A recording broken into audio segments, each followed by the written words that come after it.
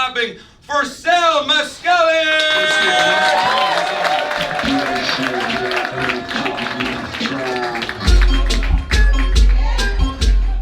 Yeah, you didn't realize this is what I was going to look like when you picked that song, did you? Like, the complete opposite of that energy that I'm giving off right now. Hi guys, you guys are fantastic. How are you? Yeah, I got big news. Big news. I quit drinking 6 months ago. Thank you. Yes, thank you. I started again like 3 days later. It's not a big deal, but you know, I had to cut back though because I used to live in Chicago. Anybody here drink in Chicago before? Yeah, that's a drinking town, man. That's a drink. Baby, it's like this, okay? If I were to drink in LA the way I used to drink in Chicago, everybody here would just think I'm an alcoholic. But if I drink in Chicago the way I currently drink here in LA, everyone there would think I'm a recovering alcoholic. You understand?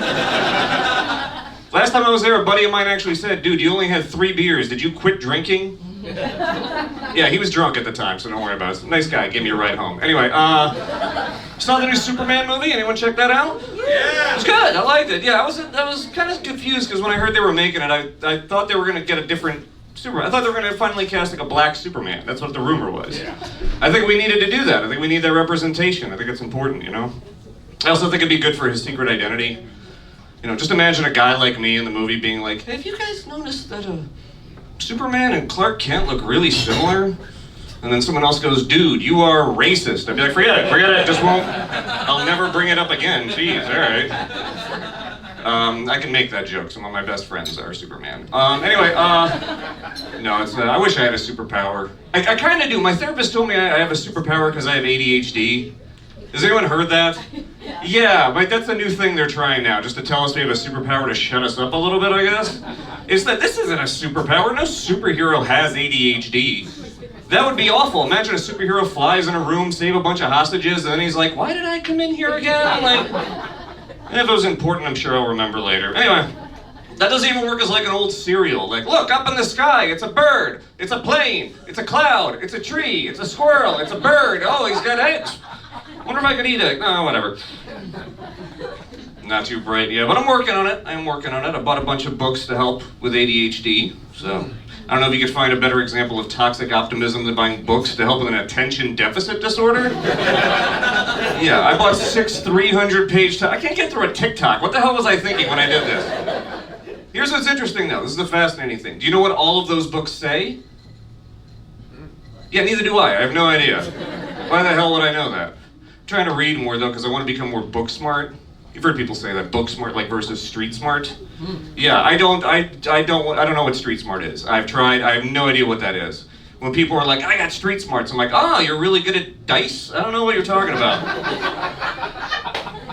Like, it makes no sense to me though. Also, some people think that you're one or the other. You're not. You could be, because they'll say things like, oh, I don't have book smarts, so I must have street smarts. It's like, no, dude, you just don't read. You're an idiot. There's a third option. Those aren't the same thing. They don't have equal weight. You know, we treat them like they do, but they don't. If you were getting lectured by someone from each, it would be very different information. You know, like book smarts, what are you going to teach us? And the book smarts like, well, I'm going to teach you that The Great Gatsby by F. Scott Fitzgerald, which is a sobering examination of the absent moral center and unbridled materialism of the Roaring Twenties, is quite possibly the finest American novel ever written. Like, oh, thank you very much, book smart. Street smart, what are you going to teach us? If it's wet, just assume it's piss. All right, thank you, street smarts. That was good. It's not the same weight, but it's still valuable. All right, thank you. Yeah, I'm not a break guy. I did used to live in Chicago as a result. I'm a Chicago Bears fan. I don't know a lot about football, but I know being a Chicago Bears fan is a bad choice to make because we suck. We do. We're a bad team. We've been a bad team for a while. I don't know. Any Bears fans here? Yeah, they're just not admitting it. We're such a bad team that when Chicago prayed for a Super Bowl champion, God was like, how about a pope? I could do that. That'd be way easier. This crap you're asking me for. I don't know a lot about football, but I've learned how to like fake liking football because I hang out with my friends and I've learned how to fake. It's really easy to fake. I can teach you how to do it. You just got to know 2 phrases.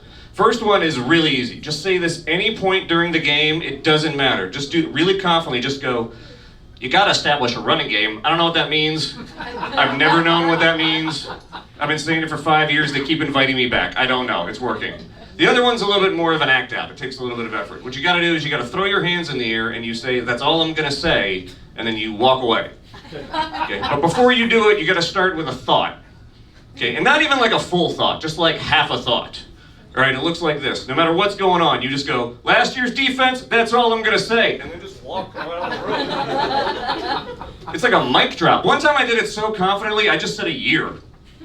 I don't even know if football was happening that year. I have no idea. I just did it. Oh God, you should have seen me. I just went, 2007, that's all I'm gonna say. And then I went home. I just left. I went home and I watched Paddington 2. I had a lovely afternoon. All right, guys, follow me on Letterboxd. I'm Sal Pascali. Thanks so much.